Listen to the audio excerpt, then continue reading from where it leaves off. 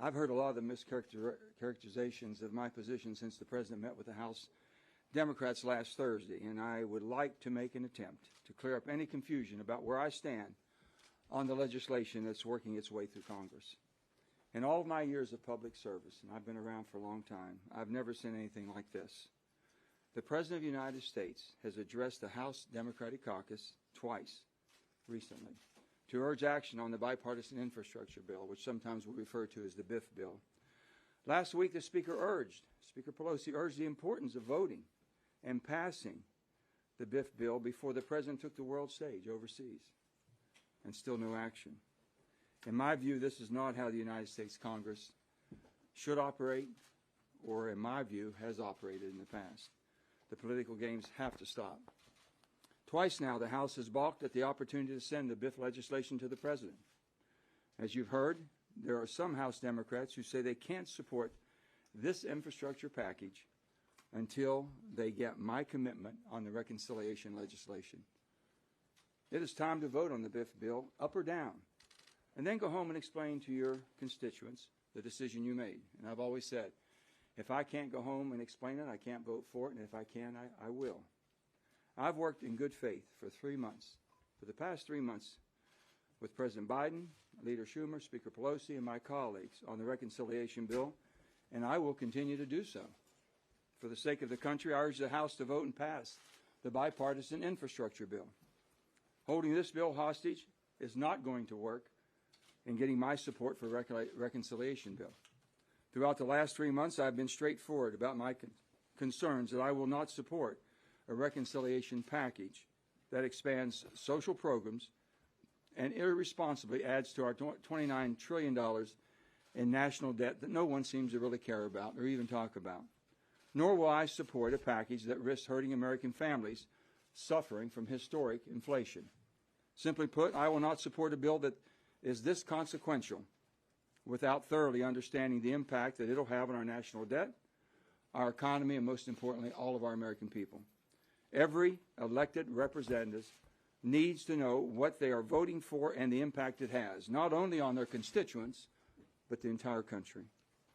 That is why we must allow time for complete transparency and analysis on the impact of changes to our tax code and energy and climate policies to ensure that our country is well positioned to remain the superpower of the world while we inspire the rest of the world towards a cleaner environment. And this all can be done. I, for one, won't support a multi-trillion-dollar bill without greater clarity about why Congress chooses to ignore the serious effects of inflation and debt that have on our economy and existing government programs. For example, how can I in good conscience vote for a bill that proposes massive expansion of social programs when vital programs like Social Security and Medicare face insolvency and benefits could start being reduced as soon as 2026 in Medicare and 2033 in Social Security? How does that make sense? I don't think it does. Meanwhile, elected leaders continue to ignore exploding inflation, that our national debt continues to grow, and interest payments on the debt will start to rapidly increase when the Fed has to start raising interest rates to try to slow down this runaway inflation. With the factors in mind, and all of these factors that we've spoken about, I've worked in good faith for months with all of my colleagues to find a middle ground on a fiscally, and I repeat that, a fiscally responsible piece of legislation that fixes the flaws of the 2017 Trump tax bill that I thought was weighted far, far too far for the high-end earners and the needs of the American families and children. However, as more of the real details outlined in the basic framework are released, what I see are shell games, budget gimmicks that make the real cost of the so-called $1.75 trillion bill estimated to be almost twice that amount if the full time is run out, if you extended it permanently, and that we haven't even spoken about. This is a recipe for economic crisis. None of us should ever misrepresent to the American people what the real cost of legislation is. While I've worked hard to find a path to compromise, it's obvious compromise is not good enough for a lot of my colleagues in Congress. It's all or nothing, and their position doesn't seem to change unless we agree to everything. Enough is enough. It's time our elected leaders in Washington, all of us, stop playing games with the needs of the American people and holding a critical infrastructure bill hostage. While there's opportunity in the reconciliation bill that we can all agree on, and we've been talking about this for months. Again, to be clear, I will not support the reconciliation legislation without knowing how the bill will impact our debt and our economy and our country. And we won't know that until we work through the text. For the sake of our country, I am urging all of my colleagues in the House to vote and pass the bipartisan infrastructure bill. It's bipartisan, 69 votes. We worked on that for many, many months.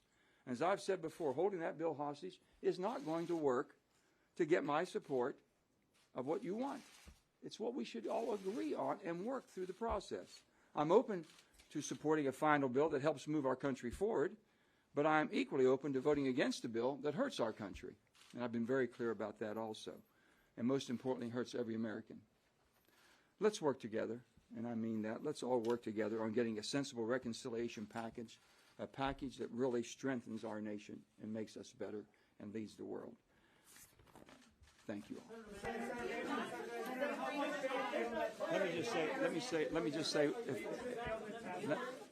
Let me say one thing. I'm not going to negotiate in public on this because I've been dealing in good faith, and I will continue to deal in good faith with all of my colleagues on both sides. It's time to pass the bill and quit playing games.